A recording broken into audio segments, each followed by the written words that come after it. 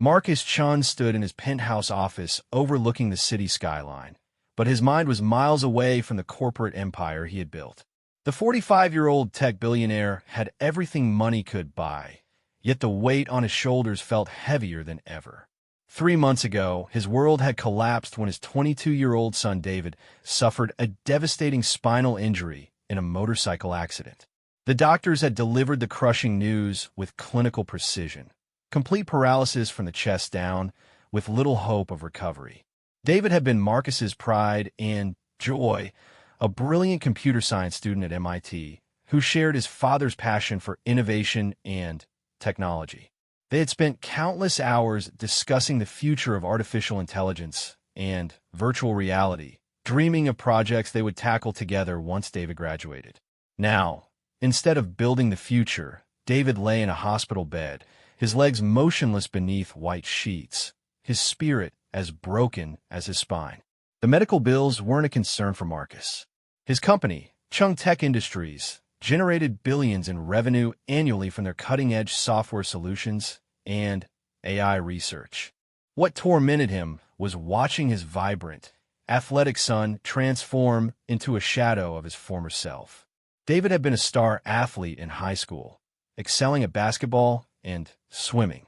He had girlfriends, friends, and a bright future ahead of him. The accident had stolen all of that in a single moment of twisted metal and screaming sirens. After 2 months in the hospital, Marcus had finally convinced David to come home to recover. The mansion had been extensively modified to accommodate a wheelchair, with ramps installed throughout the house, bathrooms renovated, and a state-of-the-art medical room created on the ground floor.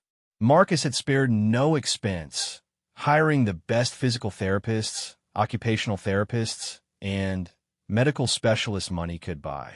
Yet despite all the modifications and expert care, David remained withdrawn and bitter. The young man who once lit up every room he entered now barely spoke to anyone. He spent his days staring out the window or sleeping, refusing to engage with his therapist or even attempt the exercises that might help him regain some independence. Marcus had tried everything he could think of to motivate his son. He brought in David's friends from college, arranged video calls with his professors, and even offered to fund any research project David wanted to pursue from home. Nothing worked.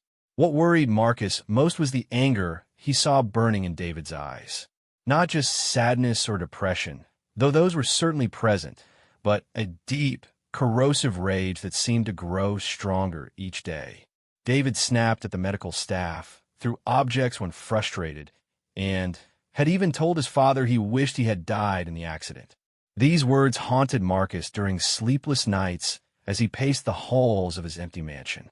Marcus had been married once, but his ex-wife Sarah had moved to Europe 5 years ago after their divorce. Their relationship had crumbled under the pressure of Marcus's demanding career and his obsession with building his company. Sarah had wanted a husband who was present, not one who worked 18-hour days and traveled constantly for business meetings. When David was growing up, Marcus had promised himself he would be different, that he would be the father he never had.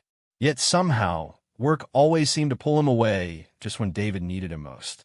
Now, with David injured and angry, Marcus felt the full weight of his past failures as a father. He had taken a leave of absence from his company, something that shocked the board of directors and sent ripples through the tech industry. Marcus Chin never took time off. He was known for his relentless work ethic and his hands-on approach to every aspect of his business. But none of that mattered now. His son needed him, and this time, Marcus was determined not to let work get in the way. The problem was that David didn't want his help. Every attempt Marcus made to connect with his son was met with cold silence or angry outbursts. David had fired 3 different caregivers in the past month, claiming they were incompetent or annoying. The physical therapist had quit after David threw a water bottle at him. Even the housekeeper, Mrs. Rodriguez, who had worked for the family for 10 years, was considering leaving because of David's hostile behavior. Marcus understood his son's anger, but he was running out of options. David needed professional care, someone trained to work with paralyzed patients, and the emotional challenges that came with such a devastating injury. But finding someone who could handle David's volatile mood swings and still provide the compassionate care he needed seemed impossible. It was Dr. Elizabeth Harper, David's neurologist, who suggested installing a monitoring system. During one of their weekly consultations, she had gently broached the subject of David's deteriorating mental state and his refusal to cooperate with his care team. "Marcus, I'm concerned about David's psychological well-being," Dr. Harper had said, her voice gentle but firm. "The anger and hostility he's displaying are normal responses to his situation, but they're also preventing him from making any progress. If he continues to reject help and isolate himself, we could be looking at severe depression or worse." The "or worse" hung in the air between them. Marcus knew she was referring to suicide, a risk that was significantly higher among young people with spinal cord injuries. The thought made his blood run cold. "What do you suggest?" Marcus had asked, his voice barely above a whisper. "We need to find a way to monitor his behavior and emotional state when you're not around. Sometimes patients act differently when they think no one is watching. If we can understand his patterns and triggers, we might be able to develop better strategies to help him." Dr. Harper had recommended a discrete monitoring system, not for surveillance but for medical purposes. She explained that many rehabilitation facilities used similar technology to track patient progress and identify potential problems before they became critical. The cameras would be positioned only in common areas where David spent time, never in private spaces like bathrooms or his bedroom. Marcus had been hesitant at first. The idea of spying on his son felt like a violation of trust, even if it was for David's own good. But after David's most recent outburst, where he had screamed at Marcus to get out and never come back, Marcus realized he was willing to try anything. The security company had installed the system with professional efficiency. Tiny, nearly invisible cameras were placed in the living room, kitchen, physical therapy room, and the sunroom where David often sat during the day. The feeds were accessible through Marcus's computer and phone, with recordings stored on a secure server. Marcus had decided not to tell David about the cameras, at least not initially. He planned to reveal them once David was in a better mental state and could understand that they were for his protection, not punishment. The first week of monitoring revealed exactly what Marcus had feared.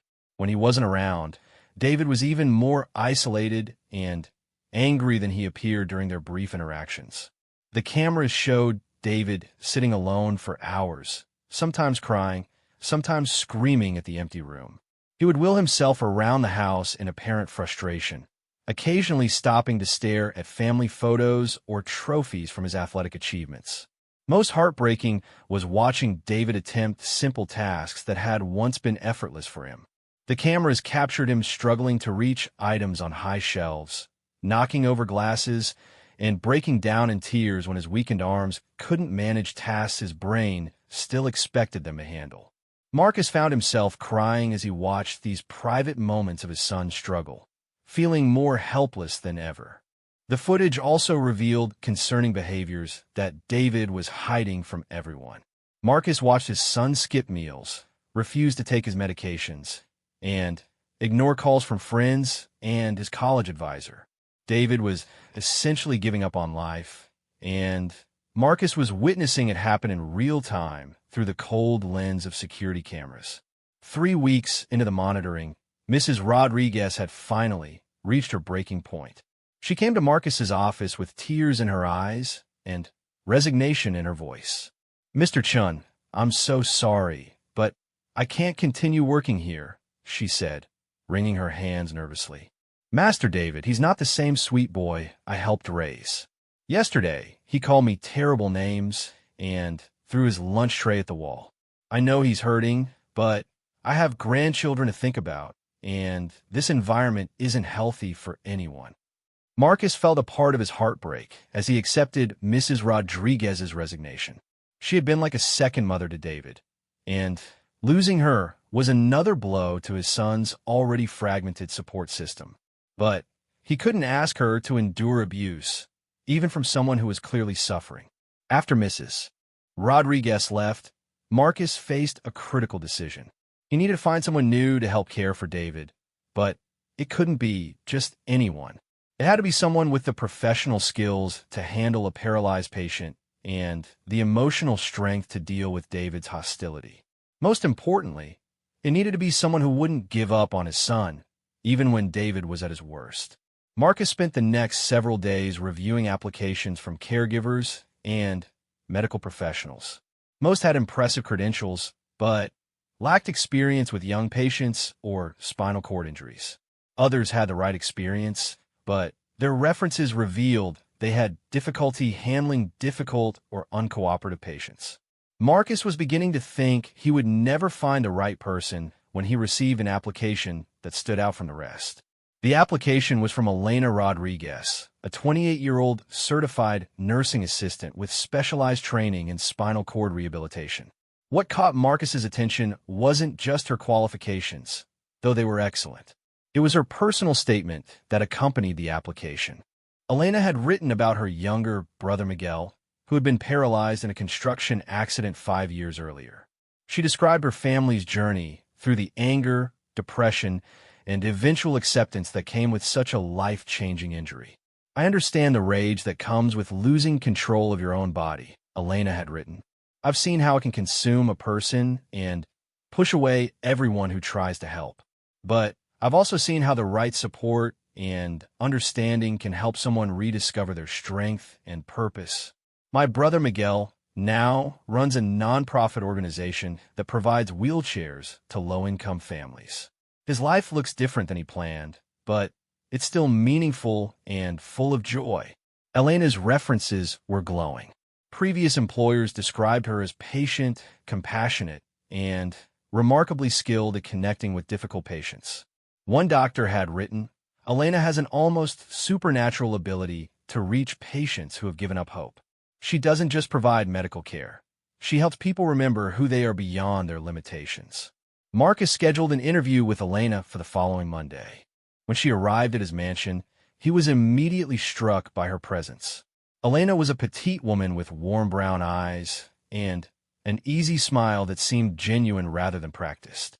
She moved with quiet confidence and spoke about David's situation with both professional knowledge and personal understanding. "Mr. Chun," Elena said during their conversation, "I won't pretend this will be easy. Young men who've lost their mobility often struggle with feelings of powerlessness and rage. They've lost not just physical function, but their sense of identity and future. My job isn't to fix David or make him happy. It's to provide consistent, professional care while he figures out who he is now." Elena's honesty impressed Marcus. She didn't make false promises or claim she could miraculously cure David's anger. Instead, she spoke about small victories, gradual progress, and the importance of respecting David's autonomy even while providing necessary care. "I'd like to start with simple tasks," Elena explained. "Helping with his physical therapy routine, preparing meals, and just being present without being intrusive. Sometimes people need to know that someone won't abandon them before they're willing to trust again." Marcus hired Elena on the spot, though he decided not to tell her about the monitoring system immediately. He wanted to see how she interacted with David naturally, without the pressure of knowing she was being watched. It was a decision that would prove to be one of the most important he ever made. Elena was scheduled to start the following Monday. Marcus spent the weekend preparing David for the arrival of yet another caregiver, though he wasn't optimistic about his son's reaction. David had already made it clear he didn't want anyone's help and resented what he saw as his father's attempts to manage him. "I don't need another babysitter," David had said when Marcus mentioned Elena's hiring. "I'm not a child, Dad. I'm a grown man who happens to be stuck in a wheelchair. I don't need someone hovering over me and pretending to care about my feelings." Marcus had tried to explain that Elena was different, that she had personal experience with spinal cord injuries and understood what David was going through. But David had simply wheeled away, ending the conversation before Marcus could say more.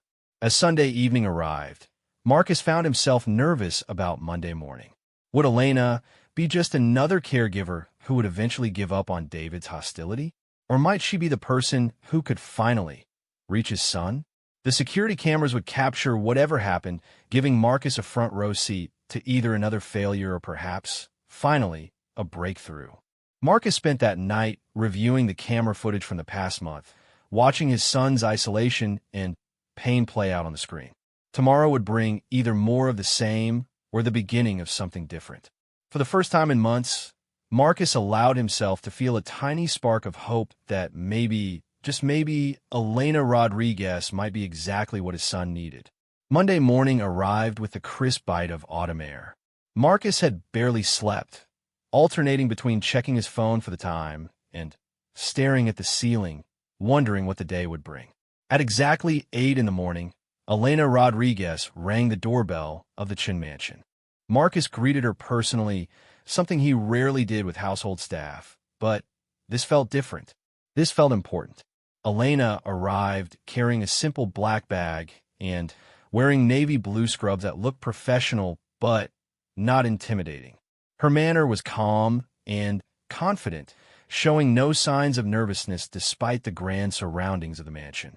Marcus led her through the house, explaining David's daily routine and the locations of medical supplies and equipment. David usually stays in the sunroom during the morning, Marcus explained as they walked through the house. He likes the natural light, though he doesn't do much besides sit there. His physical therapy equipment is in the room next door, but he's been refusing to use it for the past 2 weeks. Elena nodded, taking in the information without judgment. "Where's David now?" she asked. "Still in his bedroom. He doesn't usually get up until late morning, if at all. Sometimes he stays in bed until noon or later." Marcus's voice carried the weight of months of worry and frustration.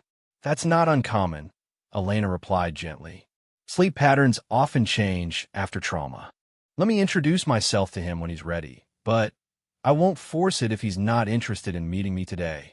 Marcus showed Elena to the kitchen and explained where everything was located. He had arranged for her to have access to the entire first floor of the house, with the exception of his home office. Elena would be responsible for helping David with meals, medications, and any assistance he needed with daily activities. "I'll be working from my office upstairs," Marcus told her. "If you need anything or if there's an emergency, my number is programmed into the house phone system. Just press *1 and it will reach me immediately." As Elena settled into her new role, Marcus retreated to his office and immediately accessed the camera feeds on his computer. He felt slightly guilty about watching, but his need to know how David would react to Elena outweighed his discomfort with the surveillance. For the first hour, Elena simply familiarized herself with the house layout and the medical supplies. She organized medications, checked expiration dates, and reviewed the physical therapy equipment. Her movements were efficient and purposeful, suggesting someone who had done this type of work many times before. Around 10:30, Marcus heard movement from David's room through the house's intercom system. A few minutes later, he watched through the cameras as David wheeled himself into the kitchen. His son looked disheveled, wearing the same clothes he had slept in, his hair uncombed, and his face unshaven. Elena was standing at the kitchen counter, preparing what appeared to be a breakfast tray. When David entered, she looked up with a smile that seemed natural rather than forced. "Good morning," Elena said simply. "I'm Elena Rodriguez. Your father hired me to help out around here." David's response was immediate and hostile. "I didn't ask for help, and I don't want it. My father needs to stop hiring people to babysit me." Marcus tensed as he watched the screen, waiting for Elena to defend herself or argue with David. Instead, she simply nodded and returned to preparing the breakfast tray. "I understand," Elena said calmly. "You didn't choose this situation, and you didn't choose to have me here. That must be frustrating." David seemed taken aback by her response. Most people either argued with him or tried to convince him that he needed help. Elena was doing neither. "It is frustrating," David said, his voice still angry but less sharp than usual. "Everyone thinks they know what's best for me, but nobody asks what I actually want." "What do you want?" Elena asked, still working at the counter, but giving David her attention. The question seemed to catch David off guard. Marcus realized that despite all their conversations, he had never directly asked his son that simple question. "I want people to leave me alone," David said, but his voice lacked its usual venom. "I can do that," Elena replied. "I'm going to be here because your father hired me, but I don't have to bother you if you don't want me to. I'll just be available if you need anything." David stared at her for a long moment, clearly confused by her willingness to respect his wishes. "You're not going to try to make me do exercises or eat healthy food or talk about my feelings?" "Not unless you ask me to," Elena said. "I'm here to help with whatever you need help with, when you need it. Nothing more, nothing less." For the first time in months, Marcus saw his son's shoulders relax slightly. David wheeled closer to where Elena was working, and Marcus could see curiosity replacing some of the anger in his expression. "What are you making?" David asked. "Scrambled eggs with cheese, toast, and fresh fruit," Elena replied. "I was planning to leave it in the refrigerator in case you got hungry later, but if you'd like it now, that would be fine too." "I don't usually eat breakfast," David said. "That's okay. When do you usually eat your first meal?" "I don't know. Whenever. Sometimes I don't eat until dinner." Elena continued cooking without commenting on David's poor eating habits. Marcus had expected her to lecture his son about the importance of nutrition, but she seemed content to simply provide food when David wanted it. "The eggs smell good," David admitted reluctantly. "Would you like some?" Elena asked. "I made enough for 2 people." David hesitated, and Marcus found himself holding his breath. His son had barely eaten a full meal in weeks, surviving mostly on snacks and the occasional sandwich. "I guess I could eat something," David said finally. Elena served the eggs on 2 plates and sat down at the kitchen table across from David. She didn't make conversation or ask questions about his condition or his feelings. Instead, she simply ate her breakfast and occasionally commented on neutral topics like the weather or the beautiful view from the kitchen window. Marcus watched in amazement as David cleaned his entire plate. It was the first full meal he had eaten in Marcus's presence since coming home from the hospital. But more importantly, David seemed relaxed for the first time in months. His usual angry tension was replaced by something that looked almost like contentment. After breakfast, David wheeled himself to the sunroom, as usual. Elena cleaned up the kitchen and then simply sat in the living room with a book, giving David space but remaining available if he needed anything. This pattern continued throughout the morning, with Elena nearby, but not intrusive, present but not demanding. Around noon, Marcus watched David wheel himself back into the living room where Elena was reading. "What's that book about?" David asked. "It's a mystery novel," Elena replied, showing him the cover. "A detective trying to solve a murder in a small town. Nothing too serious, just something entertaining. I used to read a lot before." David trailed off, not finishing the sentence. "Before your accident?" Elena asked gently. David nodded. "I was working on my computer science degree. I loved reading about artificial intelligence and programming, but now I can't concentrate on anything complicated." "That's normal after trauma," Elena said. "Your brain is processing a lot right now. Sometimes lighter reading is easier while you heal." "Do you think I'll ever be able to focus on complex stuff again?" David asked, and Marcus heard genuine worry in his son's voice. "I think your brain is stronger than you know," Elena replied. "But even if your interests change, that's okay too. People adapt and find new things they're passionate about all the time." David seemed to consider this. "My dad keeps bringing me computer science journals and research papers, but I can't focus on them at all. It makes me feel stupid." "You're not stupid," Elena said firmly. "You're healing from a major trauma. There's a difference between temporarily losing focus and losing intelligence. Your father probably brings you those things because he loves you and wants to help you reconnect with what you enjoyed before. But maybe he doesn't realize that you need different kinds of support right now." Marcus felt a pang of guilt as he listened. He had been trying to motivate David by bringing him academic materials, but he hadn't considered that they might feel overwhelming rather than inspiring. "Would you like to try reading something easier?" Elena asked. "I have some adventure novels that are engaging, but not too demanding. Sometimes getting back into reading starts with rediscovering the joy of storytelling. David looked interested but hesitant. I don't want to read kid stuff. These aren't children's books, Elena assured him. They're well-written novels with interesting characters and plots. They just don't require a computer science degree to understand. Maybe, David said. I'll think about it. Elena nodded and returned to her book without pushing the issue. Marcus was struck by her patience and her willingness to let David make decisions at his own pace.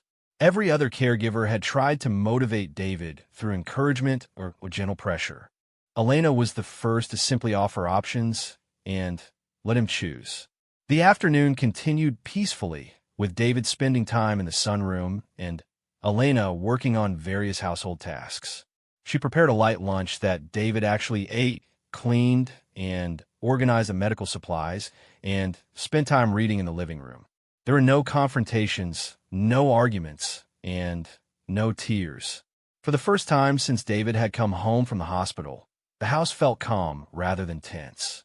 Around 4 o'clock, Elena knocked gently on David's bedroom door. Marcus had noticed that his son had retreated there after lunch and hadn't come out. David, Elena called softly. I wanted to check if you need anything before I start preparing dinner. There was no response at first. Then David's voice came through the door. I'm fine. Okay, Elena replied. I'm making chicken soup with homemade bread. If you'd like some, it'll be ready around 6. If not, I'll put some aside for later. Again, no pressure, no insistence that David join her for dinner. Just a simple offer with no strings attached.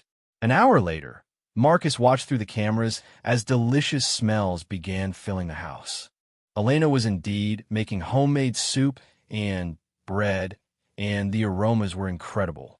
Marcus realized he was getting hungry himself just from watching her cook. At 6 o'clock, Elena set the table for one and served herself a bowl of soup. She was halfway through her meal when David appeared in the kitchen doorway. Is there still soup? He asked quietly. Of course, Elena replied, getting up to serve him a bowl. I made plenty. David wheeled himself to the table and accepted the bowl of soup. He took a tentative taste, and his eyes widened slightly. This is really good, he said with surprise. Thank you. It's my grandmother's recipe. She always said that good food was the first step to healing anything that ails you. As David ate, Elena told him stories about her grandmother and the small Mexican village where she had grown up. Her stories were funny and warm, painting pictures of a tight-knit community where everyone looked out for each other. She didn't ask David personal questions or try to relate his situation to her own experiences. She simply shared cheerful stories that seemed to help David relax. By the end of dinner, David was actually smiling at one of Elena's stories about her grandmother's pet rooster, who thought he was a guard dog. Marcus couldn't remember the last time he had seen his son smile genuinely. After dinner, Elena cleaned up while David remained at the table, seeming reluctant to leave. Elena, David said as she washed dishes. Why did you take this job? Elena paused in her washing and turned to face him. Honestly, because I've been where you are, in a way. Not physically, but emotionally. When my brother was injured, our whole family went through a dark time. We were angry and scared and felt completely helpless. I learned a lot about what helps and what doesn't during that time. What happened to your brother? David asked. He was paralyzed in a construction accident. For about a year, he was very much like you are now. Angry, isolated, refusing help. Our family didn't know what to do. How did he get better? Slowly, Elena replied, and with a lot of patience from people who refused to give up on him. Eventually, he realized that being angry was exhausting and wasn't changing anything. He started focusing on what he could do instead of what he couldn't do. And now he runs a nonprofit that provides wheelchairs and medical equipment to families who can't afford it.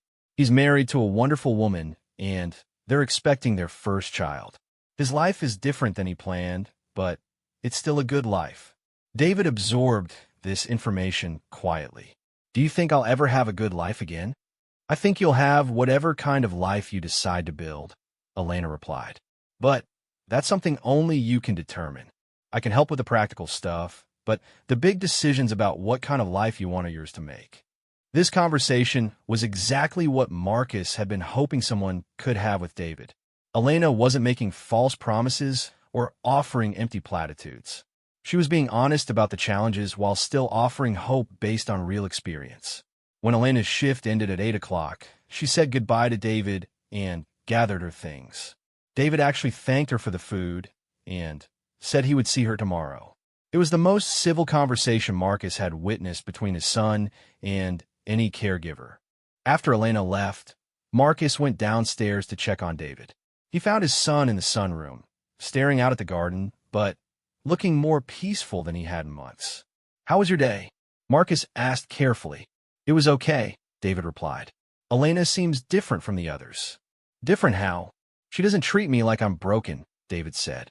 "She treats me like I'm just a person who happens to use a wheelchair." Marcus felt a surge of gratitude toward Elena. In just one day, she had accomplished something that months of therapy and medical intervention had failed to achieve. She had given David back a piece of his dignity. "I'm glad you like her," Marcus said. "She comes highly recommended." "Dad," David said, his voice hesitant. "Yes. I'm sorry I've been such a jerk to you. I know you're just trying to help." Marcus felt tears prick his eyes. "You don't need to apologize, David. You're going through something incredibly difficult. I just want to support you however I can." "I know. And I appreciate Elena. She gets it, somehow." That night, Marcus reviewed the day's camera footage with a lighter heart than he had felt in months. For the first time since David's accident, he saw genuine reasons for hope. Elena Rodriguez might just be exactly what his son needed to begin healing. Over the next 2 weeks, Marcus watched through the security cameras as a remarkable transformation began to unfold. Elena's approach with David remained consistent, respectful, patient, and completely free of the pity or forced enthusiasm that had characterized other caregivers. She treated David not as a victim to be helped, but as an intelligent young man who happened to face some physical challenges. The changes started small. David began eating regular meals without being coaxed or reminded.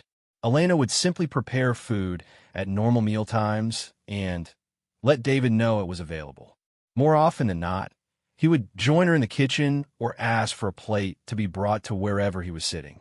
His appetite improved dramatically, and Marcus noticed that his son was looking healthier and less gaunt than he had in months. Elena had also begun bringing books from her personal collection, carefully selected adventure and mystery novels that were engaging without being intellectually demanding. David started with one book, intending to read just a few pages, but Marcus watched through the cameras as his son became absorbed in the story. Within 3 days, David had finished the entire novel and was asking Elena for the next book in the series. "I forgot how good it feels to get lost in a story," David told Elena one afternoon as they sat in the sunroom together. She was reading her own book while he worked through another novel from her collection. "Reading is like exercise for your mind," Elena replied. "The more you do it, the stronger your focus becomes. You're already reading much faster than you were a week ago." Marcus had noticed this too. David's concentration seemed to be improving daily, and he was spending hours reading instead of staring blankly out the window. The angry tension that had characterized his son's posture for months was gradually being replaced by something that looked like contentment. But the most significant change was in David's attitude toward his physical condition. Elena never pushed him to exercise or use the physical therapy equipment, but she did incorporate gentle movement into their daily routine in ways that didn't feel like medical treatment. "Would you mind helping me move some books upstairs?" Elena asked one morning. "I know you can't carry them, but you could direct me while I do the heavy lifting." David readily agreed, and Marcus watched as Elena accidentally chose the most inefficient route to the upstairs library, requiring David to wheel himself up and down ramps multiple times. By the end of the task, David had gotten more exercise than he had in weeks, but it had felt like helping with a project rather than doing therapy. Elena employed similar strategies throughout the day. She would ask David to help her reach high shelves, knowing he would have to stretch and strengthen his arm muscles. She would request his assistance with tasks that required him to transfer from his wheelchair to other seats, improving his mobility skills without calling attention to the therapeutic value of the activities.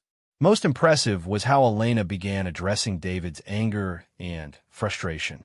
Rather than trying to talk him out of negative feelings, she acknowledged them as valid while helping him channel that energy in positive directions. One afternoon, Marcus watched David become frustrated while trying to reach a book that had fallen behind shelf. In the past, such incidents had led to explosive outbursts and thrown objects. This time, David started to build up to an angry episode, his face reddening and his hands clenching into fists. "This is so stupid," David shouted, hitting his wheelchair armrest. "I can't even pick up a damn book." Instead of rushing to retrieve the book or telling David to calm down, Elena sat down in a chair across from him and waited until he looked at her. "That is really frustrating," she said simply. "You're absolutely right to be angry about it." David seemed surprised by her agreement. "Most people tell me I should be grateful for what I can still do." "Most people are idiots," Elena replied bluntly, causing David to laugh despite his anger. "Of course you should be angry. You're 22 years old, and you can't reach a book that fell on the floor. That's infuriating. So what am I supposed to do with that anger?" David asked. "Whatever feels right to you," Elena said. "You can yell about it. You can throw something if it makes you feel better, or you can figure out a way to solve the problem. All of those are valid responses." David considered this for a moment. "What would solve the problem?" "Well, we could get you one of those grabber tools that some older people use. Or we could rearrange the furniture so books can't fall in places you can't reach. Or we could train the dog to fetch things for you if you had a dog." David smiled slightly. "I always wanted a dog, but my father said they were too messy." "Dogs are messy," Elena agreed. "But they're also loyal and helpful and great companions, especially dogs trained to assist people with disabilities." This was the first time anyone had mentioned disability assistance without making David angry. Marcus realized it was because Elena had framed it in terms of getting a dog, something David wanted, rather than something he needed due to his condition. "Do you really think my dad would let me get a dog?" David asked. "I think your father would buy you an entire zoo if he thought it would make you happy," Elena replied. "The man loves you so much he hired a full-time caregiver just to make sure you're comfortable." David was quiet for a moment. "I know he loves me. I just wish he wouldn't look at me like I'm broken every time he sees me." "Have you told him that?" Elena asked gently. "No, I don't want to hurt his feelings. He's been trying so hard to help." "Parents aren't mind readers," Elena said. "Even really smart ones like your father. If you want him to treat you differently, you might need to tell him how." Marcus felt his heart clench as he listened to this conversation. He had no idea that his expressions of concern were coming across as pity to David. He had been trying so hard to show his love and support, but apparently his face was betraying his grief over David's condition. That evening, Marcus made a conscious effort to monitor his own expressions when he interacted with David. During dinner, he noticed that David seemed more relaxed and talkative than he had been in months. "Elena thinks I should get a dog," David mentioned casually as they ate. Marcus nearly choked on his food. "A dog? But you always said you didn't want pets because they were too much responsibility." "That was before," David said simply. "Now I have more time on my hands, and Elena says dogs can be trained to help with things I can't reach." Marcus felt a surge of excitement. David was talking about adapting to his condition rather than just being angry about it. This was exactly the kind of progress all his expensive therapists had been hoping to achieve. "What kind of dog are you thinking about?" Marcus asked, trying to keep his voice casual despite his enthusiasm. "Maybe a golden retriever or a lab. Something smart and trainable.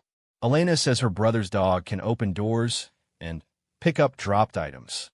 We could look into professional training programs," Marcus offered. "I'm sure there are organizations that specialize in service dogs for people with mobility challenges." David nodded enthusiastically, and Marcus realized this was the first time his son had shown genuine excitement about anything since his accident. Over the following days, Marcus watched through the cameras as David researched service dogs on his tablet, something he hadn't shown interest in using for weeks. Elena encouraged his research, offering to help him make phone calls to training organizations and even suggesting they visit a local facility to meet some trained dogs. The change in David's entire demeanor was remarkable.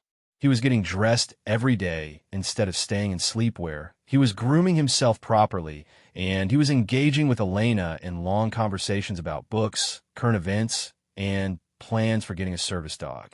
The angry young man who had been throwing objects and screaming at caregivers had been replaced by someone who looked genuinely hopeful about the future. Marcus also noticed that Elena was gradually introducing more challenging activities into David's routine. She had convinced him to try some simple cooking tasks, which helped improve his upper body strength and coordination. She brought puzzle books and brain games that exercised David's cognitive abilities. Most importantly, she had started discussing with David the possibility of returning to his education. "Have you thought about taking some online classes?" Elena asked one afternoon as they worked together on a crossword puzzle. "I don't think I'm ready for computer science coursework yet," David replied. "The concentration required is still pretty intense." "What about starting with something completely different?" Elena suggested. "Maybe a literature class or history or psychology. Something that builds on the reading you've been doing, but doesn't pressure you to perform at your previous level immediately." David looked thoughtful. "I never considered studying anything other than computer science." "You're not the same person you were before your accident," Elena said matter-of-factly. "That's not good or bad. It's just true. Maybe this is an opportunity to explore interests you never had time for before." Marcus found himself nodding as he listened to this conversation. Elena was helping David see his situation not as a limitation, but as a chance to explore new possibilities. It was a perspective that none of David's previous caregivers had offered. "What did you study in college?" David asked Elena. "Nursing, obviously, but I also took a lot of psychology and social work classes. I was interested in understanding not just how to treat medical conditions, but how to help people cope with major life changes." "Is that why you're so good at this job?" Elena smiled. "I think I'm good at this job because I've learned that people are usually stronger and more capable than they think they are. They just need someone to believe in them while they figure that out for themselves." David was quiet for a moment. "Do you really think I'm strong?" "I think you survived a devastating accident and 3 months of depression and anger, and now you're sitting here doing crossword puzzles and planning to get a dog and thinking about going back to school. If that's not strength, I don't know what is." Marcus felt tears in his eyes as he watched this conversation. Elena had given David something that all the medical professionals and expensive treatments had failed to provide, a sense of his own resilience and capability. That evening, David asked Marcus to join him for dinner instead of eating alone in his room, as had become his habit. "Dad, I want to apologize for how I've been acting," David said as they shared Elena's homemade pasta. "I know I've been difficult and angry, and I know that's been hard on you too." "You don't need to apologize," Marcus replied. "You've been dealing with something incredibly challenging. Elena helped me understand that being angry was normal, but staying angry wasn't helping anyone," David said. "I want to start figuring out what my life is going to look like now instead of just being mad about what it's not." Marcus felt overwhelming gratitude toward Elena, but also curiosity about her methods. How had she accomplished in 2 weeks what months of professional therapy had failed to achieve? What was she doing differently that was reaching David so effectively? "I'm proud of you for being open to that," Marcus told his son, "and I'm grateful that Elena has been so helpful. She seems like a remarkable person." "She is," David agreed. "She treats me like I'm still me, just with some new challenges to figure out. Everyone else has been treating me like I'm a completely different person who needs to be handled carefully." Marcus realized he had been guilty of this himself. He had been so focused on David's limitations and his own grief over his son's changed circumstances that he had forgotten to see David as the intelligent, capable young man he still was. "I'd like to do better at that too," Marcus said. "Will you help me understand what you need from me?" David smiled, and Marcus realized it was the first genuine smile his son had directed at him since the accident. "I like that," David said. "And Dad?" I really do want to get that dog. Marcus laughed. Then, we'll get you the best service dog money can buy. 3 weeks into Elena's employment, Marcus was reviewing the daily camera footage when he noticed something that made him pause and rewind the recording. What he saw left him staring at the screen in complete shock, his coffee mug forgotten in his hands as he tried to process what his eyes were telling him. On the screen, David was in the physical therapy room, but he wasn't just sitting in his wheelchair as usual. Elena was kneeling beside him, and David appeared to be standing. Not fully, but his legs were supporting some of his weight as Elena helped him maintain balance. Most shocking of all, David seemed to be attempting to take a step. Marcus's hand shook as he rewound the footage and watched it again. According to every doctor David had seen, including the renowned specialist Marcus had flown in from around the world, his son's spinal injury was complete. The damage was so severe that the possibility of recovering any leg function was virtually non-existent. Yet here was David, clearly trying to stand and move his legs. The camera showed Elena speaking quietly to David, her hands providing support, but not doing all the work. David's face was intense with concentration, sweat beading on his forehead from the effort. After several minutes, Elena helped him back into his wheelchair, and both of them looked exhausted but oddly satisfied. Marcus immediately called Dr. Harper, David's neurologist, and described what he had witnessed on the security footage. Marcus, that's simply not possible, Dr. Harper said firmly. David's MRI scans showed complete severing of the spinal cord. There's no neurological pathway for signals to reach his lower extremities. What you're seeing must be reflexive muscle movements, or Elena providing most of the support while David thinks he's standing. I know what I saw, Marcus insisted. David was bearing weight on his legs and appeared to be attempting coordinated movement. Bring him in for an examination, Dr. Harper said. We can run new tests and scans, but I want to manage your expectations. Sometimes families see improvement where none actually exists because they want recovery so badly. Marcus scheduled an appointment for the following week, but he couldn't shake what he had witnessed.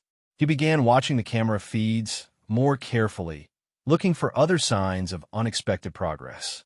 What he discovered over the next few days amazed him even more. Elena was working with David on exercises and activities that went far beyond what any of his previous caregivers had attempted. She wasn't just helping him with basic needs. She was conducting what appeared to be intensive rehabilitation therapy. More puzzling, David was not only cooperating with these sessions, but seemed to be making genuine progress. Marcus watched Elena guide David through complex muscle coordination exercises, balance training, and what looked like attempts at sensation testing his legs.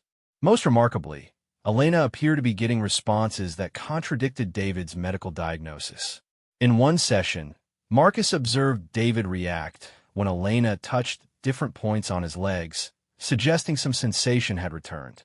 Confused and concerned, Marcus decided he needed to understand what Elena was doing.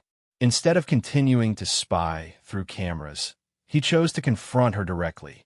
The next morning, after David had gone to his room for a nap, Marcus approached Elena in the kitchen. "Elena, I need to ask you something important," Marcus began, trying to keep his voice calm. "I've been monitoring David's progress through our security system, and I've noticed you're working with him on physical exercises that seem quite advanced." Elena's expression didn't change, but Marcus noticed her hands pause in their dishwashing. "Mr. Chun, I always incorporate gentle movement and exercise into my care routine. It helps maintain muscle tone and circulation."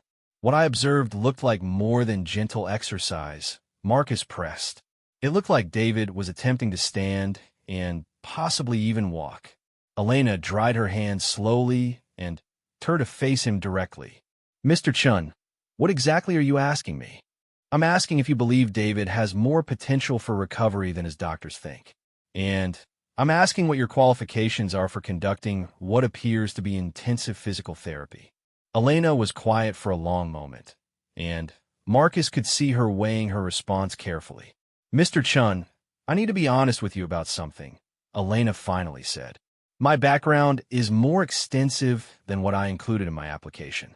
I have a master's degree in physical therapy along with my nursing certification. I also have specialized training in spinal cord rehabilitation. Marcus felt a chill run down his spine. Why didn't you tell me this when I hired you? Because you were looking for a caregiver, not a therapist. David had already fired multiple therapists and was refusing to work with medical professionals. I thought he might be more receptive to physical rehabilitation if it came from someone he saw as a friend rather than another doctor trying to fix him. And you think David can recover more than his doctors believe? Elena sighed and sat down at the kitchen table. Mr. Chun, I've worked with hundreds of spinal cord injury patients. David's case has some unusual characteristics that make me think his injury might not be as complete as initially diagnosed. What kind of characteristics? Small signs of sensation and muscle response that suggest some neural pathways might still be intact. These signs are subtle and easy to miss unless you're specifically looking for them. But with the right intensive therapy, there might be potential for more recovery than anyone expected. Marcus sat down across from her, his mind racing. Why didn't David's doctors detect these signs? Spinal cord injuries are initially assessed during trauma when there's swelling and inflammation that can mask the true extent of damage. As that swelling subsides over time, sometimes function begins to return. Additionally, David was so depressed and uncooperative that he wasn't engaging with tests in ways that would reveal subtle improvements. But you think he can walk again? Elena shook her head. I don't know. What I do know is that David has more potential than anyone realized, but only if he receives intensive, specialized therapy starting immediately. Every day that passes without proper rehabilitation reduces his chances of maximizing whatever recovery is possible. Marcus felt a surge of anger. Why didn't you tell me this weeks ago? If David needs specialized therapy, I can afford the best programs in the world. Because, Elena said firmly, David wasn't ready. He was too angry and depressed to engage with intensive rehabilitation.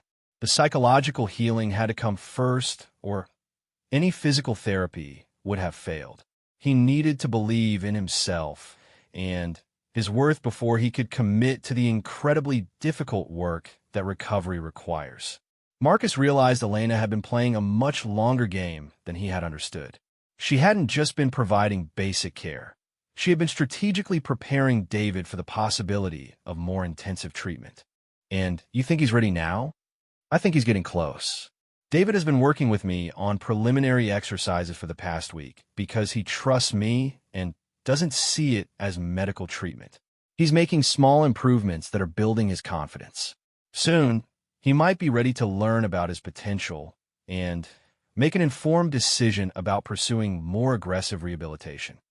Marcus absorbed this information, feeling a mixture of hope and frustration. Elena, you've been conducting unauthorized medical treatment on my son. I should be furious with you. You should, Elena agreed. I've overstepped my role significantly. But, Mr. Chun, I've watched too many patients lose opportunities for recovery because they waited too long to begin proper rehabilitation. David's window for maximum improvement is closing, but it's not closed yet. What do you recommend? Elena pulled a folder from her bag and set on the table. I've been researching specialized spinal cord rehabilitation programs. There's a facility in Switzerland that has achieved remarkable results with patients who have similar injury patterns to David's. Their program combines intensive physical therapy with cutting-edge technology and psychological support. Marcus opened the folder and found detailed information about the clinic, including case studies of patients who had regained significant function after being told they would never walk again. How long would a program like this take? Marcus asked. Minimum 6 months, possibly up to 2 years. The treatment is intensive, difficult, and emotionally challenging.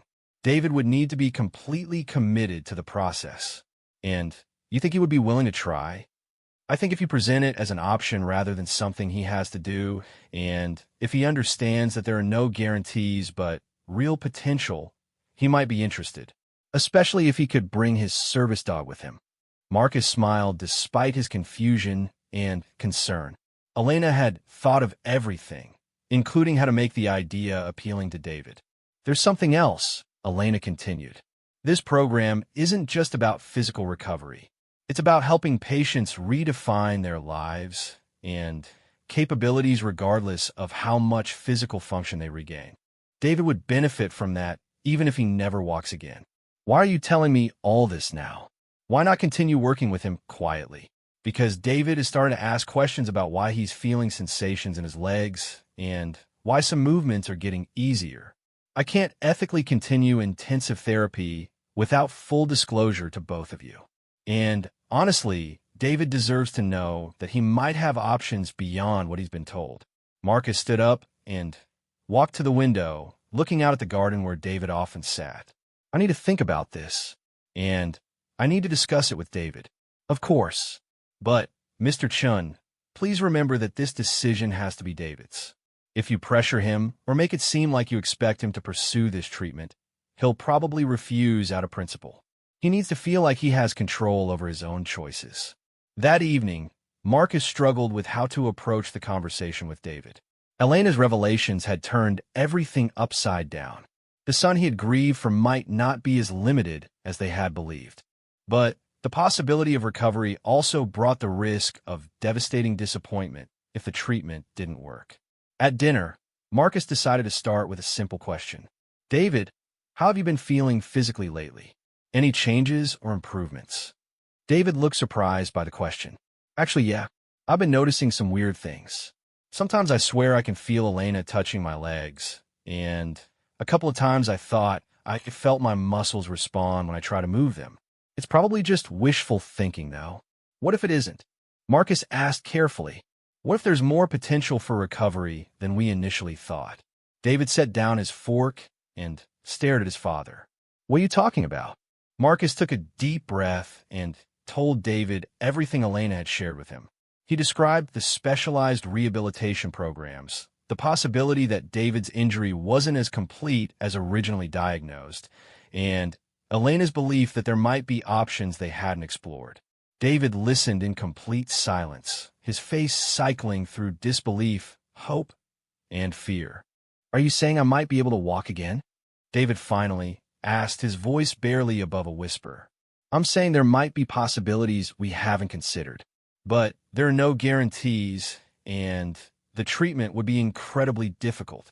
David was quiet for a long time, staring at his hands. When he finally spoke, his voice was shaky. Dad, I don't know if I can handle hoping for that and then having it not work out. It's taken me this long to accept being in a wheelchair. What if I get my hopes up and then end up right back where I am now?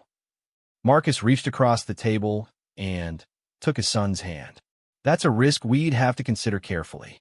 But, David, what if we don't try and you spend the rest of your life wondering, what if? David nodded slowly. I need to talk to Elena about this, and I need time to think. The next morning, Marcus watched through the cameras as David approached Elena with a directness that surprised him. His son wheeled into the kitchen where Elena was preparing breakfast and immediately addressed the conversation from the previous evening. Elena, my father told me about your real qualifications and what you think might be possible for my recovery, David said without preamble. I need you to be completely honest with me about what you've observed and what you really think. Elena set down the coffee pot and sat across from David at the kitchen table. What specifically do you want to know? Everything. What signs have you seen? What do you really think about my chances? And why did you hide your background from us?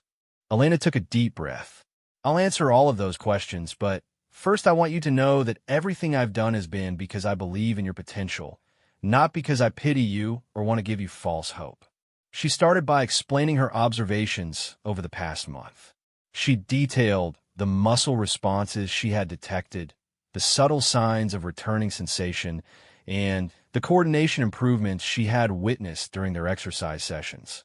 David, when I touch different areas of your legs, you react in ways that suggest nerve pathways are functioning, Elena explained. Your reflexes show patterns that don't match a complete spinal cord injury. Most importantly, you've been able to bear some weight on your legs during our standing exercises. But I thought that was just you supporting me, David said. I was providing balance and guidance, but you were doing more of the work than you realized.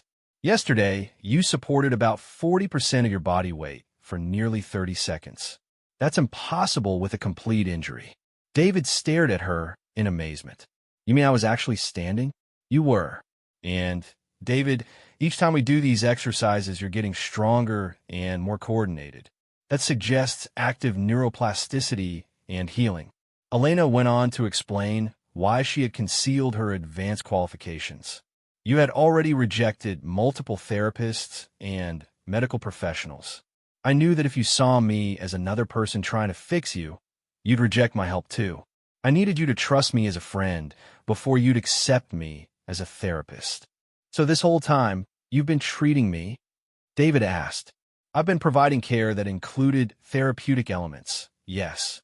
But, David, the most important part of your healing has been psychological. Your depression and anger were real barriers to any physical recovery. Until you believed in your own worth and future, no amount of physical therapy would have succeeded. David absorbed this information quietly. What happens now? What are my options? Elena pulled out the same folder she had shown Marcus and spread several documents on the table. There are several specialized rehabilitation programs that might help you. The most promising is in Switzerland, but there are also excellent facilities in Germany and one experimental program in Colorado. She explained each program in detail, outlining the intensive nature of the treatment, the time commitment required, and the realistic expectations for outcomes.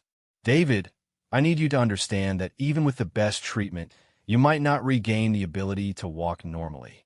But based on what I've observed, I believe you could potentially regain significant function. Maybe not enough to play basketball again, but possibly enough to walk with assistance or even independently for short distances. And if the treatment doesn't work, then you'll be exactly where you are now, but you'll know you tried everything possible. Plus, these programs focus on maximizing independence and quality of life regardless of physical outcomes. You'd likely gain strength, coordination, and confidence even without dramatic recovery. David studied the documents for nearly an hour, asking detailed questions about each program. Marcus watched through the cameras as his son demonstrated the analytical thinking and careful consideration that had always characterized his approach to important decisions.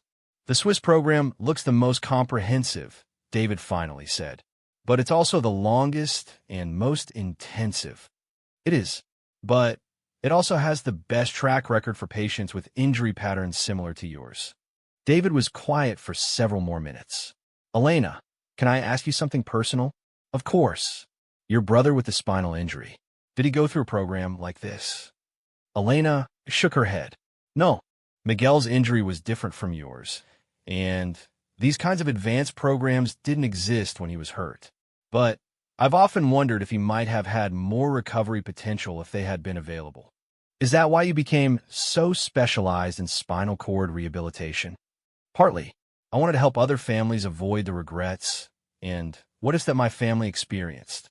I wanted to make sure people had every possible opportunity for recovery. David nodded slowly. I want to talk to some of these doctors and see the facilities before I make a decision. Can you arrange that? Absolutely. We can set up video consultations and even plan visits to the most promising programs. Over the next 2 weeks, Marcus watched his son transform into a focused researcher, investigating rehabilitation options with the same intensity he had once applied to his computer science studies. David video called doctors, read research papers, and even connected with former patients who had gone through various programs. Elena facilitated all of this research while continuing David's informal therapy sessions.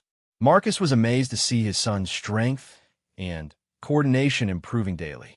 David was now able to stand for several minutes with minimal support and had even taken a few halting steps while holding on to parallel bars that Elena had installed in the therapy room. The breakthrough moment came 3 weeks after the initial conversation about advanced rehabilitation. Marcus was reviewing the evening camera footage when he saw David attempt something that made him call out in shock, even though he was alone in his office. On the screen, David was in the therapy room with Elena, working on his usual exercises. But instead of stopping at the parallel bars as he normally did, David continued forward. With Elena walking beside him for safety, David took step after slow, deliberate step across the entire length of the room. He wasn't walking normally. His gait was halting and unsteady, and he needed to rest several times. But he was undeniably walking under his own power, covering a distance of nearly 20 feet before Elena helped him sit down in his wheelchair. Both David and Elena were crying as the exercise ended, and Marcus found himself in tears as well. His son was walking. It wasn't perfect, and it wasn't easy, but it was real. The next morning, Marcus couldn't contain his excitement when he saw David at breakfast. "I saw the footage from last night," Marcus said, his voice thick with emotion. "David, you walked across the entire therapy room." David looked up with a smile brighter than any Marcus had seen since before the accident. 22 feet, David said proudly. Elena measured it. "How does it feel?" "Incredible. Exhausting, but incredible. My legs feel like they're made of jelly today, but Elena says that's normal." Elena appeared in the kitchen doorway. "Good morning, Mr. Chun. I assume David told you about last night's session." "I can't thank you enough for what you've done for him," Marcus said, his voice breaking slightly. "You've given him his life back." "David did the work," Elena replied. "I just provided some guidance and encouragement." "So what happens now?" Marcus asked.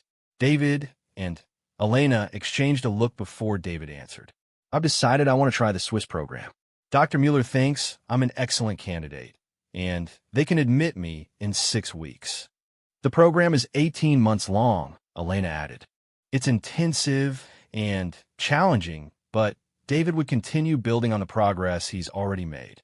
"I want to go with him," Marcus said immediately. "I can work remotely, and Dad," David interrupted gently.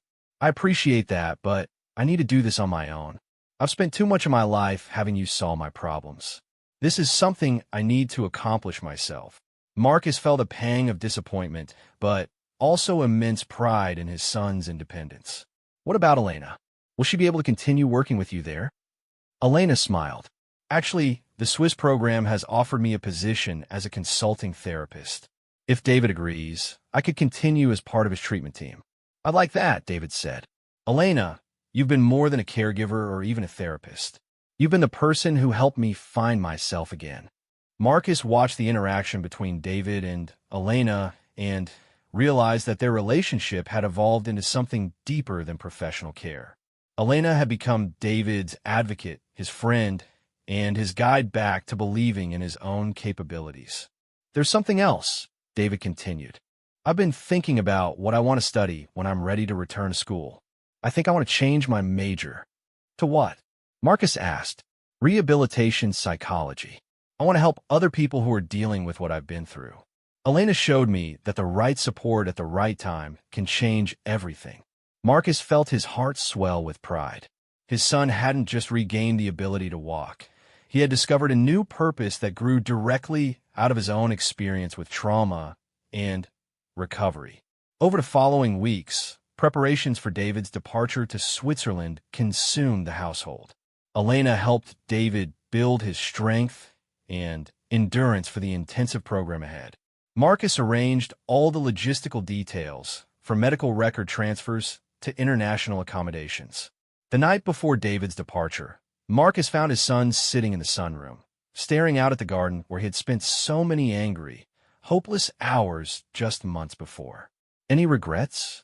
Marcus asked as he joined David. "None," David replied firmly. "I'm nervous about the program, but I'm also excited. For the first time since the accident, I feel like I have a future worth looking forward to." "I'm proud of you," Marcus said. "Not just for the physical progress you've made, but for the person you've become through this experience." "I'm proud of us," David corrected. "You hired Elena even when I was being impossible. You gave me space to be angry and heal my own pace. You supported my decisions even when they were difficult. We both learned how to be better at this father-son thing." Marcus smiled. "Elena taught us both a lot about patience and believing in people's potential." "She did. Dad, I know the cameras were about keeping me safe, but I'm glad they captured this whole journey. Someday I want to watch those recordings and remember how far I came." Marcus was startled. "You knew about the cameras?" David laughed. "I'm a computer science major, Dad. You think I didn't notice the new hardware installed around the house? I figured them out the second day Elena was here. Why didn't you say anything?" "Because I understood why you did it. You were scared and trying to protect me.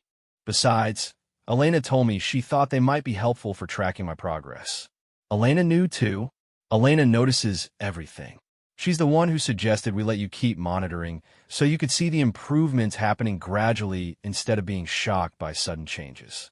Marcus shook his head in amazement. Elena had been managing not just David's recovery, but his own emotional journey as a father watching his son heal.